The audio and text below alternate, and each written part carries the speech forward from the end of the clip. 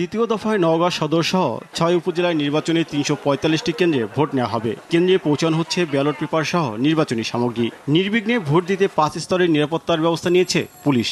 বিশেষ ফোর্স হিসেবে মাঠে থাকছে সেনাবাহিনী, র্যাব, বিজিবি ও আনসার সদস্য।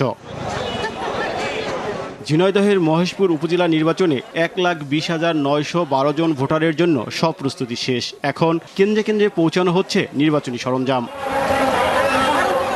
মেহেরপুরের মুজিবনগর ও গাংনী উপজেলার ১০৮টি কেন্দ্রের জন্য রিটার্নিং কর্মকর্তার কার্যালয় থেকে নির্বাচনের মালামাল নিয়ে আনসার, পুলিশ সদস্যদের সঙ্গে নিয়ে বিভিন্ন কেন্দ্রে যাচ্ছেন প্রিজাইডিং কর্মকর্তা সহ সংশ্লিষ্টরা। বিজিবি মোতায়েন করেছি।